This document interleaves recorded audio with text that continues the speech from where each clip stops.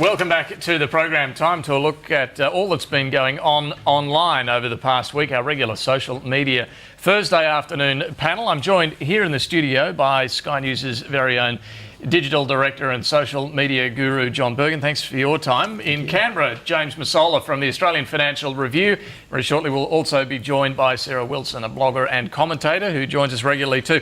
Let's start, John Bergen, with the tweet of the week. What have you chosen and why? Yeah, look, a big few days in politics, obviously it goes without saying, and we will get to the spill, but first, before we touch upon that subject, it is a couple of tweets of the week, a handful of them this time round, just to acknowledge that what was a really tumultuous day in politics in Canberra was also a day to mark a really tumultuous point in people's lives, and that was, of course, the apology to the victims of forced adoption.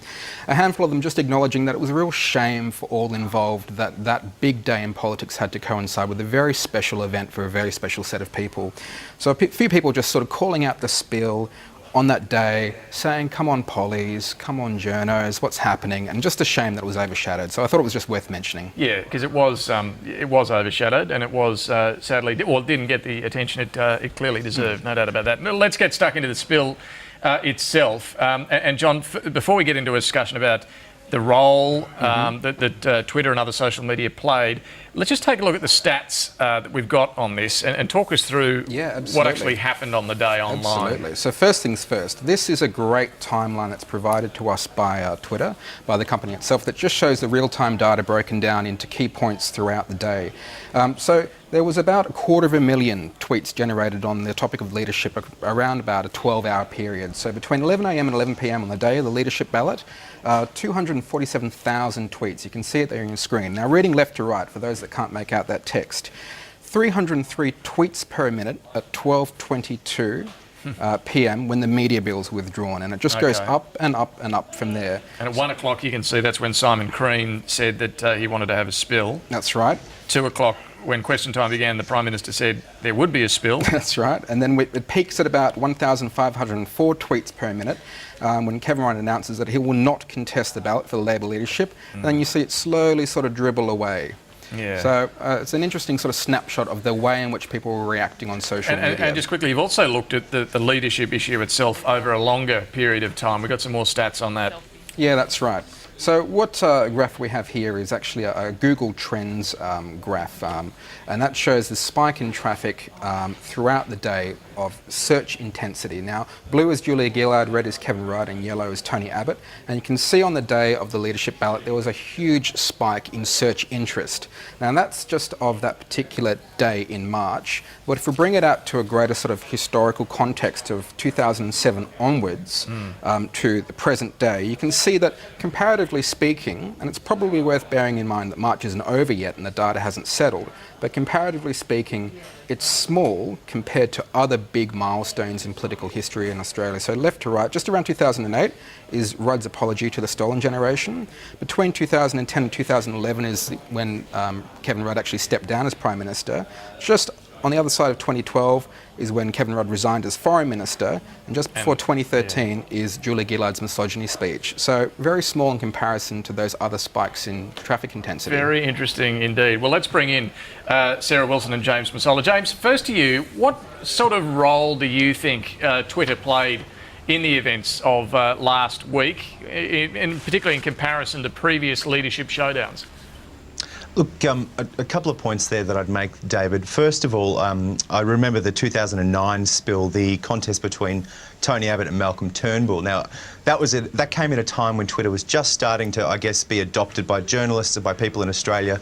And I think we saw then, and we saw a similar thing this week and in other spills, what Twitter essentially allows is, I guess, a bit more transparency in what is actually going on in Parliament House, in the corridors here, when people are talking to each other, when MPs are chatting, when moves are afoot. If you go back a week to the sort of aborted spill that we had last week, there was a bit of a kerfuffle, I think around about 1 p.m, maybe midday 1 p.m. on Thursday. It was sort of a ghost spill, basically, where someone, we just sort of generally thought to have been the opposition, put around a rumour that Kevin Rudd was going to challenge Julia Gillard.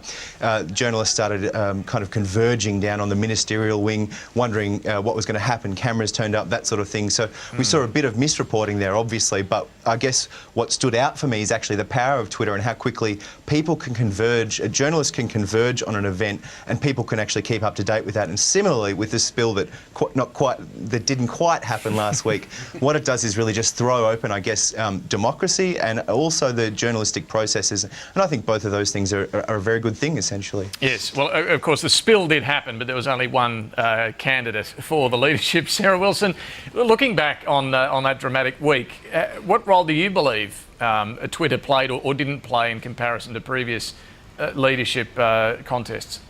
Well, I think there's two things that were quite interesting in making the comparison between 2009 and what happened last week. And that is that Twitter, I guess in 2009 was, it was quite new, I think, for a lot of politicians and journalists. And it really did actually inform us. We felt like that we were there in real time taking part in it. What I felt was different this time was the fact that there was so much confusion as to what was going on. And in fact, a lot of people really didn't know what to make of it. And it sort of descended into jokes and fake Twitter accounts and that kind of thing. And it wasn't until a couple of days later that I personally, and I think a lot of people out there, I guess in the general community, got a grasp of what actually happened. And that wasn't until, and this is kind of an interesting aspect to all of this, it wasn't until some of the MSMs, the mainstream media journalists, pulled it apart and did some really considered journalistic features on what actually happened. They kind of dissected it and told us what happened moment by moment. And that wasn't apparent in the immediate kind of aftermath or as it was kind of happening in real time. So I find this an interesting chapter in it all, that it wasn't until mainstream media could explain it to us that we got a feel for what actually happened. The other aspect of all of this is that there was some discussion that Twitter users, the Twitterati, were to blame for this sort of spillage. I don't know if I agree with that, and I think James probably has some thoughts on that as well. But there was a sense that it was fuelled by Twitter. I'm not that convinced myself, but it was definitely a debate in all of this. James? Yeah, look, just to pick up on Sarah's point there, I think one of the points, and I think the sort of ghost spill, if you like, the week before it actually happened, that I was talking about earlier, where people thought there might be something happening, what have you. One of the things I noticed, I was one of the journalists down by the ministerial wing, doing my job just in case something happened, essentially. One of the things I noticed is that the so-called mainstream media, the members of the press gallery, were actually very careful about tweeting, oh, well, we think this might be happening, we think that might be happening. Twitter's strength for me is as a vehicle for pure reporting, for getting the facts out first, for getting them out accurately, and sharing them with a wider audience. And I think it was actually quite good to see that with the gallery was sort of, generally speaking, pretty careful about that. What happens, though, what can tend to happen is that a tweet can be misconstrued. It can take on a life of its own. I think during the caucus meeting 2 days before the sort of aborted spill, if you like, I sent out a tweet saying Julia Gillard's left the caucus meeting early. It's about 11:10. There's maybe 20 people who've left. There's about 80 who are there still. And a few people kind of picked it up and retweeted it and said, oh, what's happening? Oh, Julia Gillard's been kicked out of caucus. In a different way. Yeah, indeed. We've got to take a break. Do stay with us because there's a lot more to discuss here. For New Zealand viewers, New Zealand News is next across the Tasman. Here in Australia, though, this discussion on social media continues. And a look at that photo of Julia Gillard with Kyle Sandilands, that certainly went far and wide online as well. Stay with us.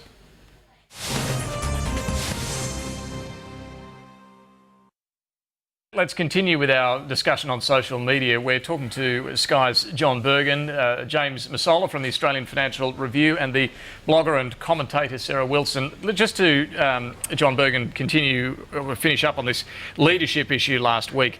We were discussing before the break the role of journalists on Twitter, and James pointing out there that it is a format for true journalism and fact-based reporting as soon as something happens, getting it right and getting it there quickly. But Twitter also does like the flippant, the funny. That gets a lot of traction as well online. It does indeed.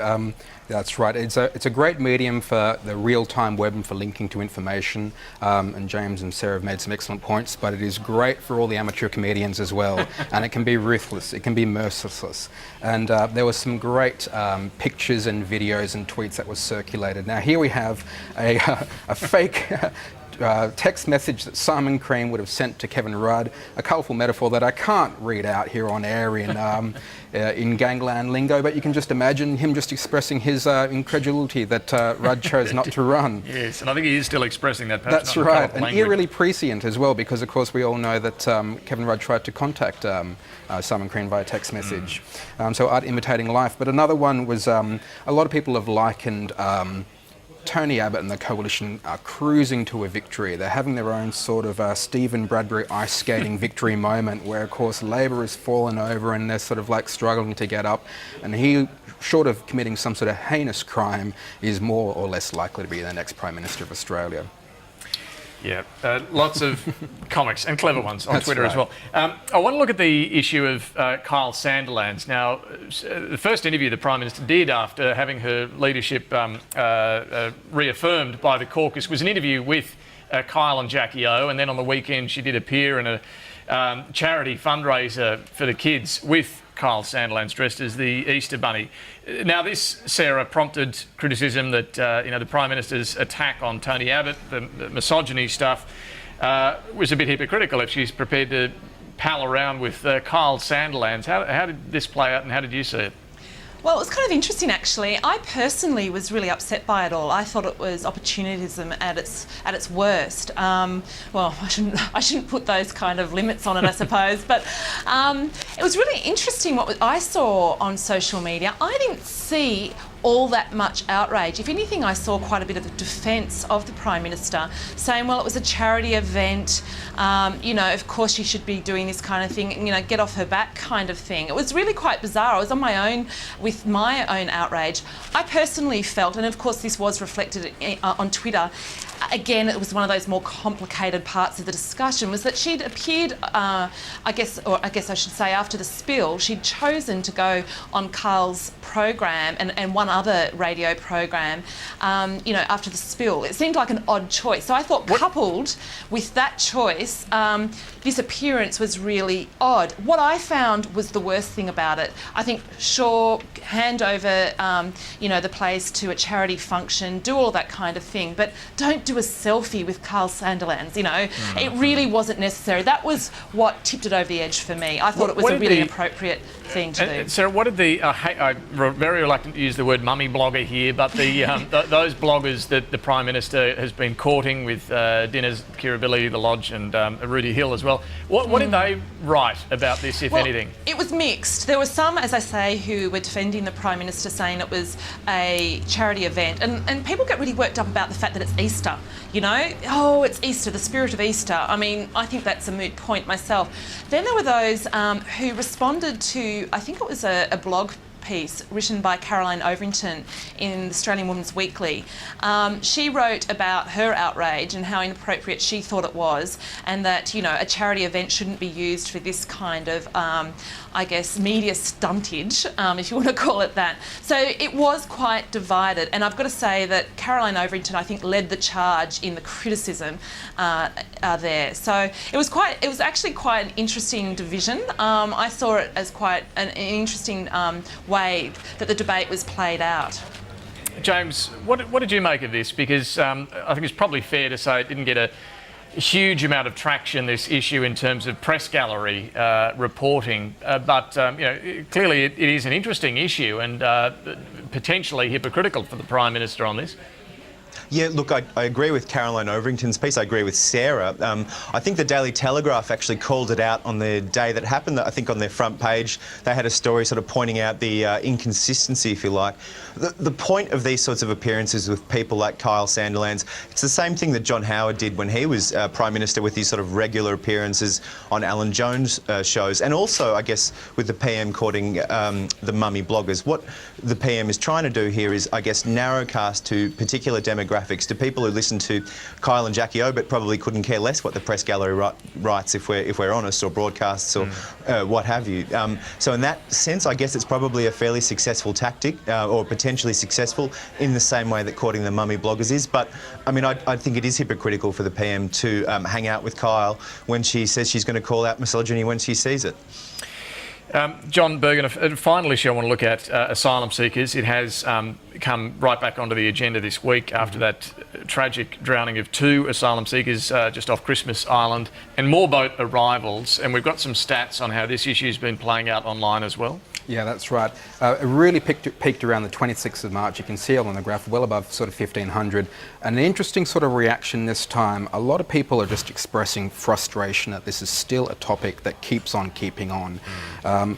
One particularly influential tweet was Father Bob, a media identity and a priest based in Melbourne, who basically said, "Losing my wits when thinking about asylum seekers. Have we not got the room, food, water, infrastructure, or compassion?" And a lot of people also latching onto this issue about the behaviour protocols that have been sort of put out there by Scott Morrison. A lot of people saying, look, this is based on a false premise. This is a discriminatory policy.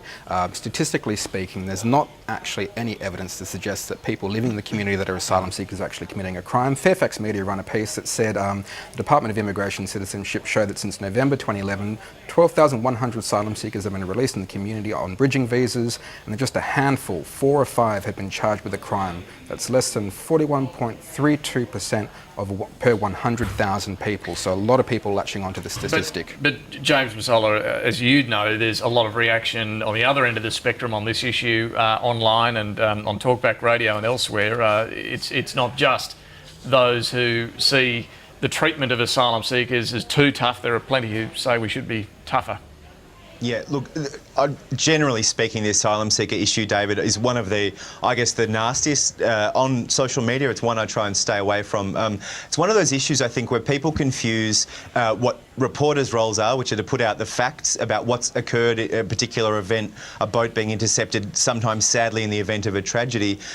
People kind of tend to overlay their own prejudices on the issue, on the sort of most recent event, and expect journalists to agree. I think it's sort of important to remember that as reporters, our role is to simply talk about what's actually happened, rather than say, well, we believe the government's policy should be this, we believe it should be that. I think it's a bit of a quagmire, which as reporters we try and stay away from, essentially, because it is a really het-up issue. It's an issue that people get upset about. Well, they have strong views on. And Sarah, we saw that in Parliament as well with the tears last year on this debate, but online, James is right, isn't it? It really gets people's emotions on one side or other of the debate running pretty hot.